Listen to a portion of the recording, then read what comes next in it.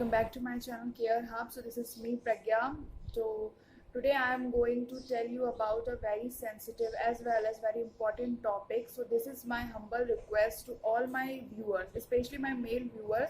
If you're watching this video, then don't skip it. Please don't skip it. You can share this video with your wife as well as your female friends because this is very beneficial for them.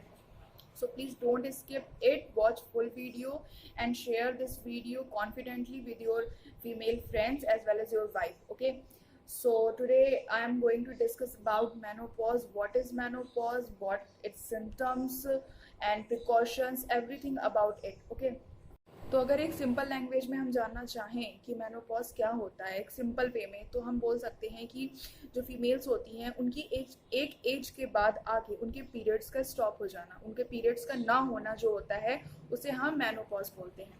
अब अगर हम इसे एक scientific language में पूरा explain करके इसको समझें कि मेनोपॉज क्या होता है, तो उसमें हम ये बताएंगे कि देखिए मेनोपॉज जो होता है उसकी एज होती है जिसको हम बोलते हैं 40 से 55 तक की जो एज होती है। मेनोपॉज को हम दो पार्ट में डिवाइड करते हैं, प्री मेनोपॉज एंड मेनोपॉज। तो प्री मेनोपॉज जो होता है उसमें ये होता है कि जब हम इस फेज से गुजर रहे होते हैं और हमारी बॉडी में जो भी फिजिकल या मेंटल चेंजेस देखने के लिए मिलते हैं उसको हम बोलते हैं प्री मेनोपॉज। और मेनोपॉज वो होता है जब हम इस फेज में पूरी तरह से आ जाते हैं, ठीक है, तब उसको बोलते हैं मेनोपॉज। तो अब ये होता क्या है, हमारी जो ओवरी होती है उसमें हमारे जन्म के साथ ही एक लिमिटेड अमाउंट में एग्स होते हैं, ठीक है। इसके साथ ही हमारी ओवरी का एक दूसरा काम होता है कि वो एस्ट्रोजन और प्रोजेस्टेरोन हार्मोन को रिलीज करती है। इस हार्मोन का काम होता है हमारे पीरियड्स को और साथ साथ में ओवुलेशन को कंट्रोल करना, ठीक है। लेकिन जब जो फीमेल्स होती हैं जब वो 35 की एज में पहुंचती हैं तब ये दोनों हार्मोन्स होते हैं, इनका जो सिक्रीशन होता है वो कम हो जाता है, ठीक है, जिससे जो एग प्रोड्यूस होने की जो टेंडेंसी होती है वो भी कम पड़ जाती है। लेकिन जब जो फीमेल्स होती हैं वो 40 की एज को क्रॉस कर जाती हैं तब ये जो दोनों हार्मोन्स हैं प्रोजेस्टेरोन और एस्ट्रोजन, इनका जो सिक्रीशन होता है वो हमारी ओवरी पूरी तरह से बंद कर देती है, जिसकी वजह से जब एग प्रोड्यूस नहीं होते हैं और जब एग प्रोड्यूस नहीं होते हैं तो एग जब फूटेंगे नहीं तो हमारा क्या होगा, पीरियड्स नहीं होते हैं।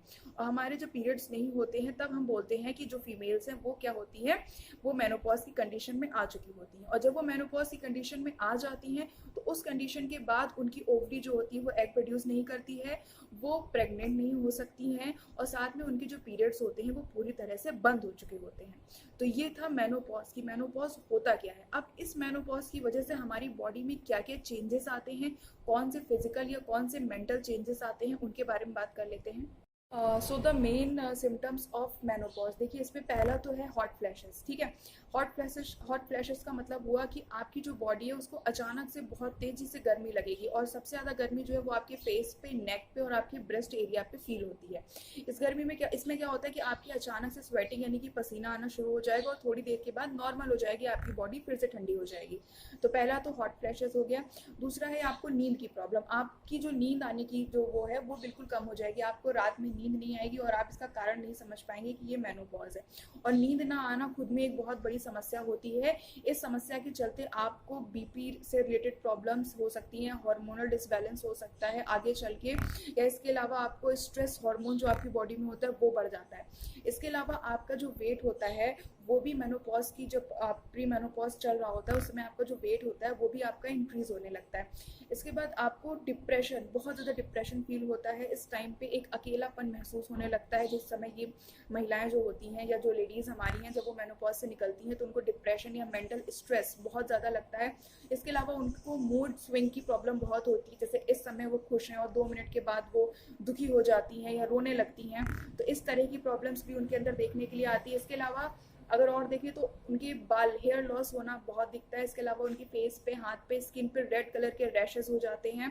इसके अलावा जो जिनका यूरिनल ट्रैक्ट होता है उसमें इन्फेक्शन हो जाता है, साथ में वेजाइनल ड्राइनेस भी उनके अंदर देखी जाती है क्योंकि जो ब्लड सर्कुलेशन है वो उस हिसाब से नहीं होता है हार्मोनल डिसबैलेंस की वजह से, जिसकी वजह से उनका जो वेजाइनल है वहाँ पे ड्राइनेस भी देखी जाती है।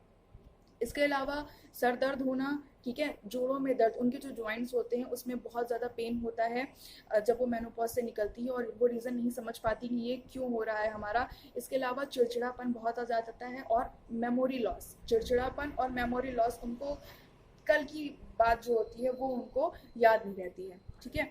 तो ये कुछ चीज़ें। इसके अलावा थकावट एक नॉर्मल चीज़ होती है, हर इंसान को होती है, लेकिन अगर कोई लेडी है वो मेनोपॉज से निकल रही है तो उसको हर वक्त अपनी बॉडी में एक थकान सी महसूस होने लगती है और जो है मतलब कुछ भी काम करने का उसका मन नहीं करता है, ठीक है। तो ये कुछ फिजिकल और मेंटल चेंजेस थे। मेनोपॉज की कंडीशन से जो भी महिलाएं निकलती हैं उनको मेंटल चेंज जो प्रॉब्लम्स होती हैं वो बहुत ज़्यादा होती हैं, जिसमें स्ट्रेस और डिप्रेशन और एक अकेलापन, ये समस्याएं उनके दिमाग में बहुत ज़्यादा आ जाती हैं, ठीक है। तो अब हम बात कर लेते हैं कि इन समस्याओं से निकला कैसे जाए। जो हमें प्रिकॉशंस लेने हैं या जो हमें करना है इन सब चीज़ों से बचने के लिए, देखिए इस समय पे हॉट फ्लैशेस बहुत ज़्यादा आते हैं, तो मैं सजेस्ट करूँगी कि जितनी भी लेडीज़ इस समय प्रॉब्लम से निकल रही हैं वो ढीले कपड़े ज़्यादा पहने। इसके अलावा दिन में 3 से 4 लीटर पानी उनको पीना है।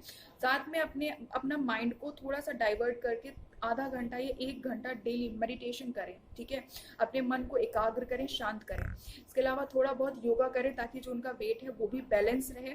इसके अलावा अगर नींद ना आने की प्रॉब्लम है तो अपनी डाइट में कैल्शियम, विटामिन डी और साथ में मैग्नीशियम रिच फूड को लें, ठीक है। ये तीनों फूड को अगर आप अपनी डाइट में इन्वॉल्व करती हैं तो आपकी जो नींद ना आने की प्रॉब्लम है वो काफ़ी हद तक सॉल्व। इस समय जो भी फीमेल्स जो होती हैं वो इस कंडीशन से गुजरती हैं तो उनके लिए उनका फैमिली का सपोर्ट बहुत ज़्यादा ज़रूरी होता है, क्योंकि उनको स्ट्रेस साथ ही साथ में अकेलापन महसूस होने लगता है। तो ये उनकी फैमिली का काम है कि उसको पूरी तरह से सपोर्ट करें। स्पेशली उनके जो हस्बैंड होते हैं उन्हें बहुत ज़्यादा उनको सपोर्ट करना होता है। इस टाइम में फैमिली सपोर्ट बहुत ज़्यादा इंपॉर्टेंट है। इसके अलावा दूध में अगर वो तिल को पीस कर पीती हैं तो उससे उनकी बॉडी को एक पावर मिलती है, एक स्ट्रेंथ मिलती है, ऊर्जा मिलती है, ठीक है। तो ये एक ऐसी चीज़ है जिससे उनकी बॉडी को ऊर्जा मिलती है। तो इस समय उनको मेनोपॉज के समय कुछ ऐसी डाइट भी लेनी है जो कि उनको एनर्जी प्रोवाइड करे उनकी बॉडी में, ठीक है। तो ये हो गई मेनोपॉज के बारे में पूरी की पूरी बात।